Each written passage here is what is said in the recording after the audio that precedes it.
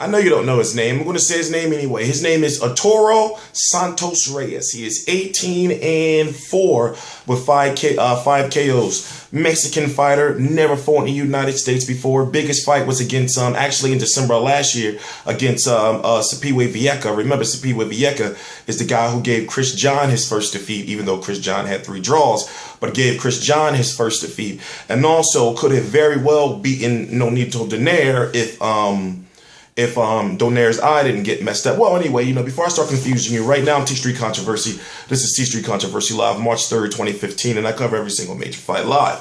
This weekend, at the premiere of PBC on NBC, Saturday night, prime time, I believe it's something like 8:30 p.m. Eastern Standard Time, you're going to have boxing coming back to national television, American national television. You gotta get what I'm saying to you.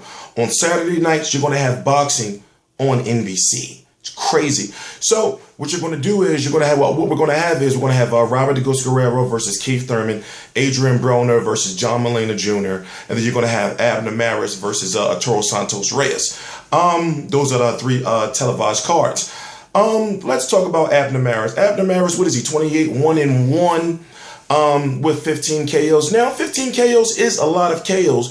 But at the same time, looking at the type of fighter that Abner Mares is, the type of fighter that we've known him to be against Joseph Abeko, against Yanni Perez, against Anselmo Moreno, and then finally when he got knocked out by Johnny Gonzalez,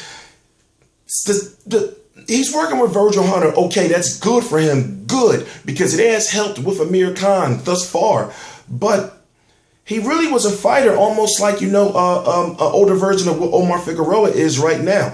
And what I'm saying is Abner Mares is not a guy who should be sitting there fighting you in the phone booth. Now, he is a guy that can outwork you and throw a lot of punches. But as far as for him to fight that way with the lack of defense that he's shown, in his previous fights, Johnny Gonzalez and before, you see that, well, if somebody with more power can, and somebody with a good chin, they can knock him out. And we've seen it. For example, what did we do? I mean, what did we see when he fought Joseph Abeko 2 times? Now, we saw in the first fight, he basically literally circumcised the man. I mean, it was so many low blows, and a referee must have been in on the job. He didn't get called for it or warned for it, not once if I'm correct. But yet the referee kept warning Abeko for all kind of crazy shit. You look at Anselmo Moreno. Anselmo Moreno was a 118-pound fighter moving up to 122 pounds. And you saw several times during the fight where you'll see average Abner Mares. You know what I'm talking about, when he'll be on the ropes doing this. Come on. And it's like, why do you do that type of stuff to yourself? So automatically then, I think I covered the Mares Moreno fight. Then is when I knew somebody's going to knock this dude the fuck out one day. And it's just my own personal opinion. I'm T-Street Controversy. This is T-Street Controversy Live on RealCombatMedia.com, and I cover every single major fight live. So every Premier Boxing Champions card I will be covering, whether it's on Bounce TV, whether it's on BET, CBS, NBC, Spike TV, wherever, I'm going to be covering it all. RealCombatMedia.com is the website. Right now, what I want you to do is running a poll. I am running a poll on RealCombatMedia.com where pick the winner of Mayweather versus Pacquiao. So it's the first link right below, and you're going to see that the poll is on the homepage. The poll is on the homepage. Mayweather by decision, Pacquiao by decision, Mayweather by KO, Pacquiao by KO, and you know how polls work. Also, shout out to Boxer Sporting Apparel, El Diablito Sporting Apparel. I know, I gotta say this. I know. People you're getting. This is the times when people say, T-Street, you're changing, you're selling out. No, relax. But I'll say it. Shout out to Boxer Apparel over in Australia. Shout out to El Diablito Sports Apparel. Shout out to Be Real TV. Shout out to Real Combat Media. Shout out to GTM Sports Banners. Honcho Editing. Anyway, moving on. Listen, I like Abner Mares. His first fight back, okay, all right, let's put it this way. He got knocked out in August of 2013. He came back on, what was that? On the undercard of Canelo versus Lara for the guy by the name of Jonathan Oquendo, and didn't really look good in his first fight back, even though he won.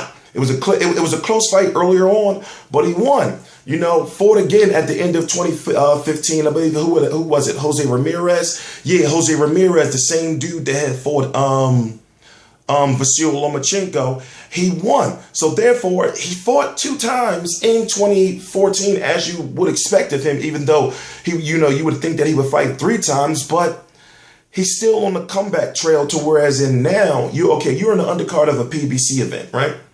You're the opening bout on a PBC event. So you got a dispatch of this Arturo Santos Reyes guy. And what it is he's got to look exciting and he's got to look flashy. And he's got to, and remember, he's got to look like the fighter that fans want to see, like, oh, who's that guy that knocked out the guy at the beginning of the PBC fight?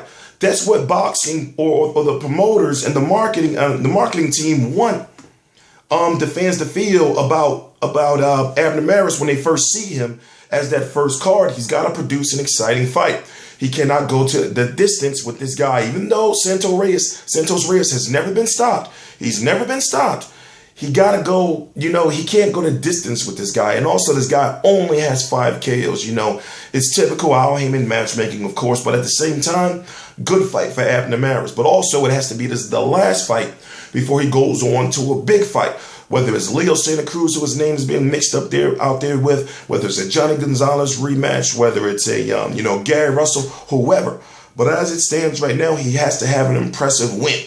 Simple as that. Because remember, now this will be 3 straight tune-up fights. 3 straight comeback fights since the knockout, which will be well over a year ago. It'll be 2 years. It'll be 2 years and what, like 5 months, something like that. So he's got to handle that situation, as far as go out here and completely destroy Santos Reyes and then get back in the gym.